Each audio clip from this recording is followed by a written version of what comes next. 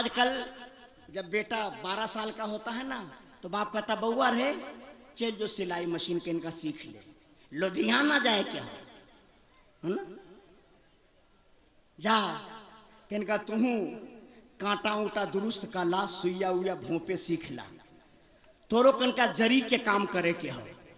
बोलो भाई मालूम है आपको बच्चों का 3 हक है आप पर, ये 3 हक बच्चे क़यामत में भी आपसे मांगेंगे। बच्चा पैदा हुआ तो माँ बाप पर 3 हक है, 3 हक।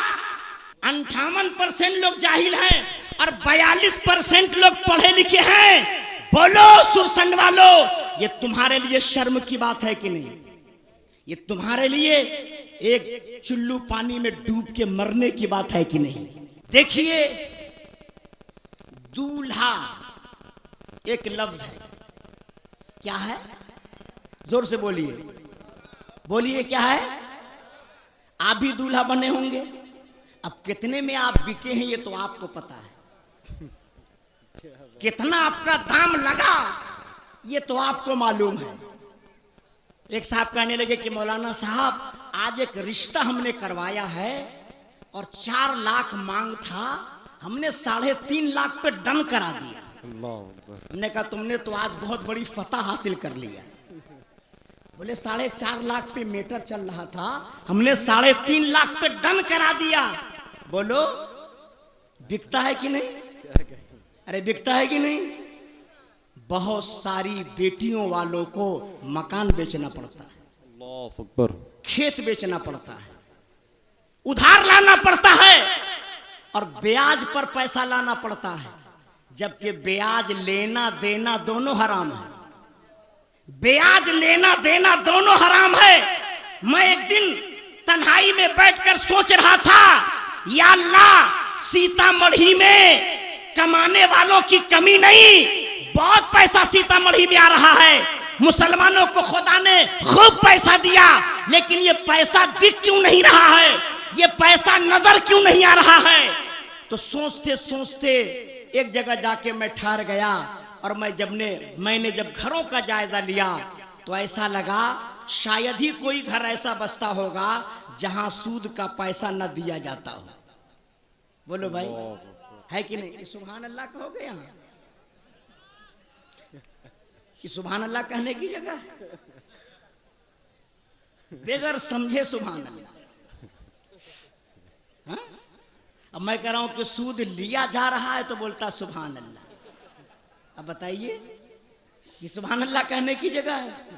इसलिए आज तालीमी बेदारी कॉन्फ्रेंस से इमामुद्दीन इस पूरे इलाके को यह पैगाम देना चाहता है, ऐ सुन्नी मुसलमानों, अगर अपनी कमाई में बरकत चाहते हो तो 2 वक्त भूखे रह लेना, लेकिन सूद पे पैसा मत लेना, इसलिए कि सूद लेना कुरान ने हराम कहा है और जो कुरान हराम कहे उस पर हमारा अमल ये मुनासिब है।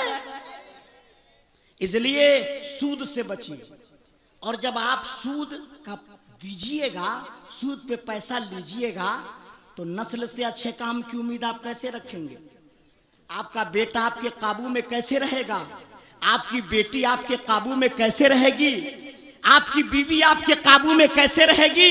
आपका खानदान आपके काबू में कैसे रहेगा? आपका समाज आपके काबू में कैसे रहेगा? इसलिए आज इस तालीमी बेदारी कॉन्फ्रेंस से ये पैगाम लेकर के जाइए कि आज के बाद हम नमक रोटी खा लेंगे, 1-2 वक्त भूखे रह लेंगे, लेकिन आने वाले वक्त में हम सूद पर पैसा नहीं लेंगे। कहिए इंशाअल्लाह। जोर से बोलिए और जोर से बोलिए। तो दूल्हा बने होंगे ना आप लोग? बहुत धीरे से बोल रहे हैं। दूल्हा बने हैं ना भाई? अच्छा एक बात बताइए, अगर आपको कहीं बारात में जाना हो, बारात में, और आप पहुंच जाएं और लड़की वाले ने आपसे पूछा कि भाई दूल्हा कहाँ है, तो आपने कहा कि वो नहीं आएगा, उसने यहाँ आने से इनकार कर दिया है, तो नाश्ता देगा, खाना देगा, बैठने के लिए कुर्सी देगा? सारा खाना कुत्ते को खिला देगा लेकिन आपको नहीं खिलाए। क्यों? जब दूल्हा नहीं आया तो तुम क्यों आ गए? दुल्हाई के सदके में तो सारा डेकोरेशन है, दुल्हाई के सदके में तो सारी तैयारी है, दुल्हाई के सदके में तो सारा खाना है। आज इस मजलिस का चीफ गेस्ट है वो, आज सबसे बड़ा मेहमान वही है। उसी के सदके में आना, उसी के सदके में जाना, उसी के सदके में डेकोरेशन, उसी के सदके में सारा इंतजाम, उसी के सदके में खाना नाश्ता। पता क्या चला ये दूल्हा कई घंटे के लिए बना? 2 घंटे के लिए, 3 घंटे के लिए, 4 घंटे के लिए। तो ऐ सुन्नी मुसलमानों, जब हमारा भाई, जब हमारा बेटा, जब हमारा भतीजा, जब हमारे समाज का जवान 4 घंटे के लिए दूल्हा बनता है तो उसका इतना बड़ा मकाम है। और मेरा नबी तो सारे जहान का दूल्हा है, मेरा मुस्तफा तो सारे आलम का दूल्हा है। नारे तकबीर, नारे रिसालत, पैगाम इस्लाम, तालीमी बेदारी कॉन्फ्रेंस, नारे तकबीर।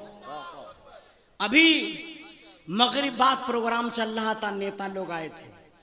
मैं घर बैठे बैठे तकरीर सुन रहा था तो एक साहब तकरीर कर रहे थे कि सीतामढ़ी में साक्षरता, साक्षरता समझते हैं ना भाई? तालीम, तालीम का जो परसेंटेज है वो 52% है। पूरे सीतामढ़ी में जो साक्षरता है वो 52% है। और आपके सुरसंड में जो साक्षरता का परसेंट है वो 42% है। यानी पूरे सुरसंड में सिर्फ 42% लोग पढ़े लिखे हैं।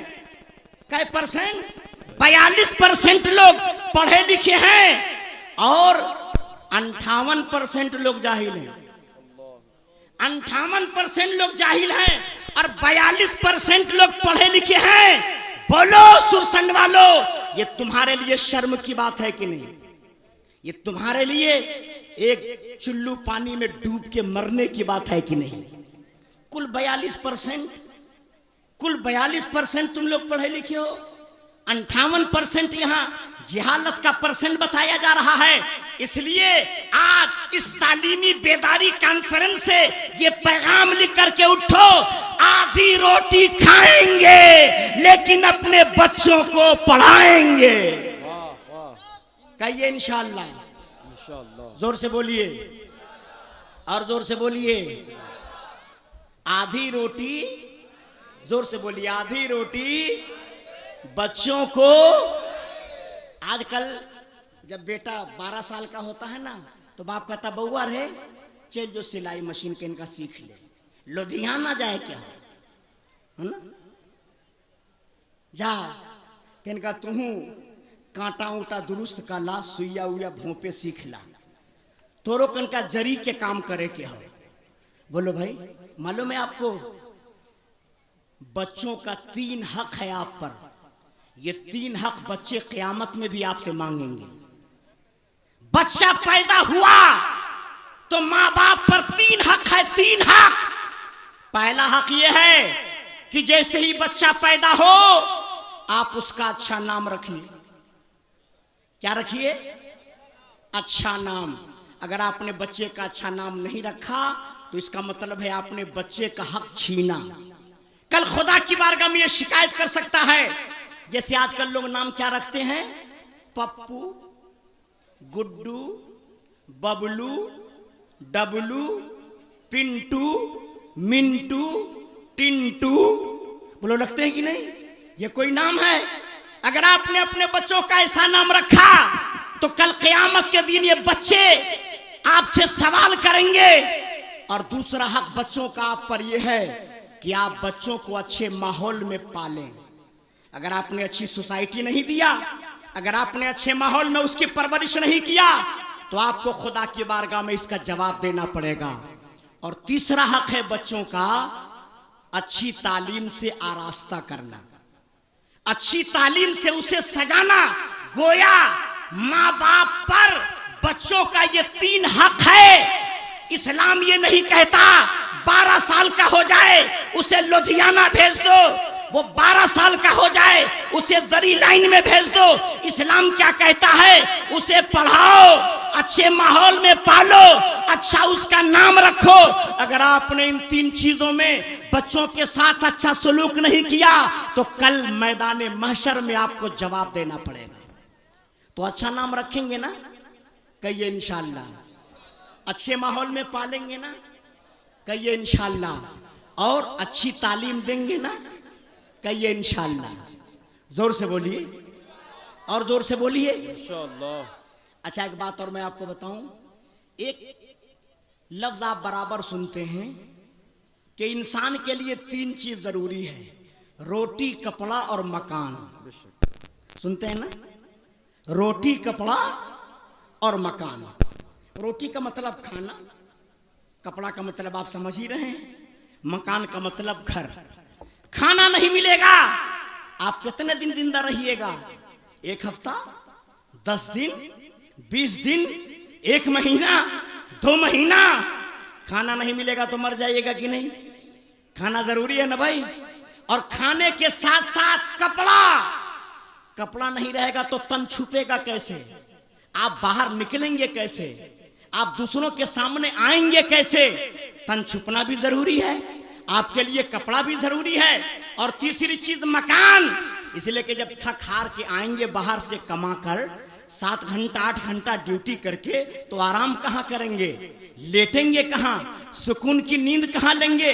मकान ही में तो सुकून की नींद लेंगे। यानी इंसान के लिए ये 3 चीज जरूरी है, रोटी, कपड़ा और मकान। लेकिन इमामुद्दीन से पूछिएगा कि मौलाना साहब एक बात बताइए, क्या कोई ऐसी भी चीज है कि जो रोटी, कपड़ा, मकान से भी ज्यादा जरूरी है, जिसकी अहमियत रोटी और कपड़ा, मकान से भी ज्यादा है? क्या कोई ऐसी भी चीज है जिसका मर्तबा रोटी और कपड़ा, मकान से भी ऊपर है? तो मैं कहूंगा हाँ हाँ, रोटी, कपड़ा, मकान से ज्यादा जरूरी है इल्मे दीन का हासिल करना। दीन का इल्म हासिल करना रोटी, कपड़ा, मकान से ज्यादा जरूरी है। इसलिए कि अगर दीन का इल्म नहीं होगा तो आप खाना खाएंगे कैसे? दीन का इल्म नहीं होगा तो कपड़ा पहनेंगे कैसे? दीन का इल्म नहीं होगा तो आप अपने घर में सोएंगे कैसे? पता क्या चला, इन तीनों चीजों को अच्छी तरह करने के लिए दीन का इल्म होना जरूरी है। जरूरी है कि नहीं?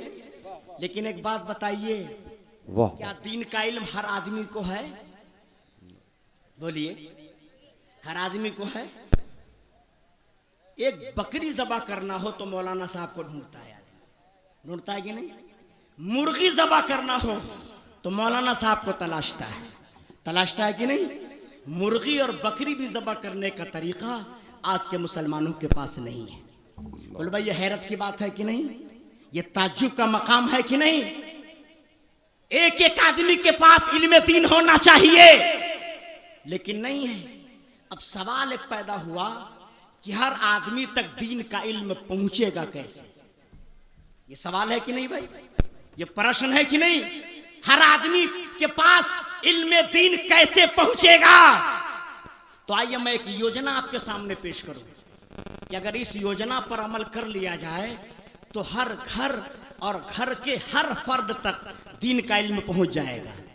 देखिए, ये सुरसंड है। अगर आप पूरे सुरसंड का आकलन करें तो 2, 4, 5, 10, 15 बच्चे आपको हाफिज और मौलाना मिल जाएंगे पढ़ने वाले।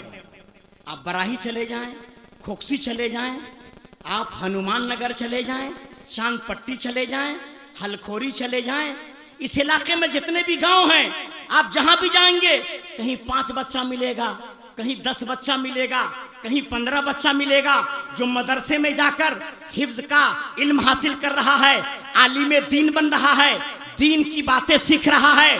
लेकिन अगर एक गांव में 500 बच्चा है और कुल 15 बच्चा मदरसा पढ़ रहा है तो 485 बच्चा आउट है कि नहीं मदरसे से? फिर वो दीन कैसे सीखेगा? उस तक दीन कैसे पहुंचेगा? किस तरीके से उन तक दीन पहुंचाया जा सकता है? तो मैं एक योजना आपके सामने पेश करना चाहता हूं। अगर इस पर अमल कर लिया जाए तो एक एक आदमी तक दीन पहुंचा जा सकता है। पहली बात तो यह है कि ऐसा स्कूल कायम किया जाए, क्या बात है, इलाकों में ऐसा स्कूल बनाया जाए जिस स्कूल में दुनियावी भी पढ़ाई हो और दीनी भी पढ़ाई हो, यानी स्कूल कम मदरसा, मदरसा कम स्कूल। स्कूल है तो मदरसे की भी तालीम हो उसमें, और मदरसा है तो स्कूल भी की भी तालीम हो उसमें। बोलो भाई, अगर स्कूल कम मदरसा और मदरसा कम स्कूल हो जाए तो बोलो स्कूल का मामला ये है, हर बच्चा स्कूल जा रहा है, तो जब स्कूल हर बच्चा जा रहा है और वो स्कूल कम मदरसा है तो हर बच्चे तक दिन पहुंचा कि नहीं पहुंचा?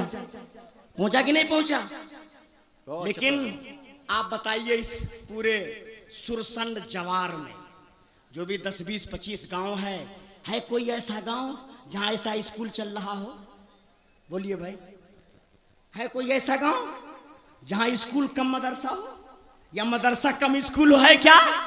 नहीं है ना। हाँ, हर गांव में मकतब चल रहा है, हर गांव में मकतब चल रहा है, लेकिन मकतब की पढ़ाई से जितना फैज और फायदा मिलना चाहिए उतना फैज और फायदा नहीं मिल पा रहा है। चूंकि मकतब में जो पढ़ाई हो रही है उसका कोई सिस्टम नहीं है, उसका कोई तरीका नहीं है, उसका कोई सिलेबस नहीं है।